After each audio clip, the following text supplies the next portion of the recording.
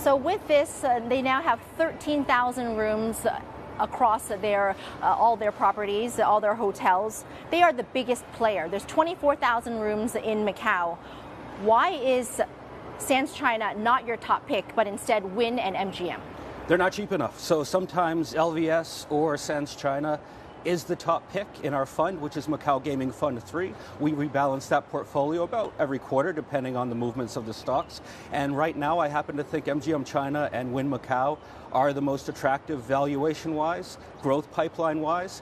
Most of Sands China is built out already. They have a little bit more coming up. But as you say, with their many thousands of hotel rooms, they have a very firm lock on the centerpiece of the Cotai Strip with these three themed properties.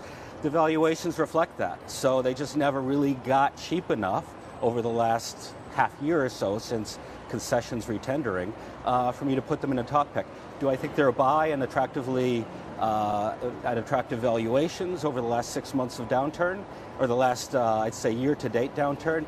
Yeah, they're okay. But I think MGM China and Wynn Macau probably have more upside. We're looking for value here.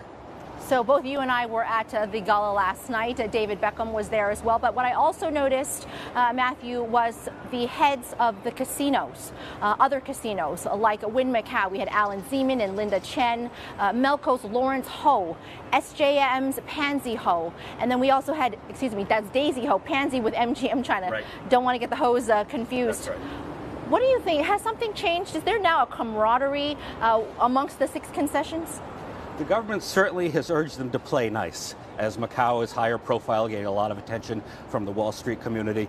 But that's not really what's at work here. What's at play is egos. The three very strong-minded founders who were sort of rivals are now out of the picture. That's Sheldon Adelson, Stanley Ho, and Steve Wynn. They're no longer, they've either passed on or they're no longer involved with their companies.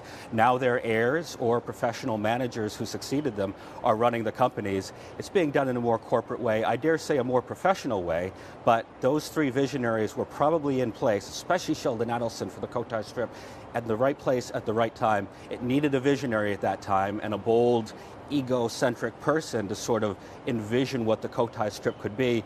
I think a professional manager, a hired CEO, wouldn't have been able to envision that or able to follow through on it without owning the majority of the company, as the Adelsons have with Las Vegas Sands.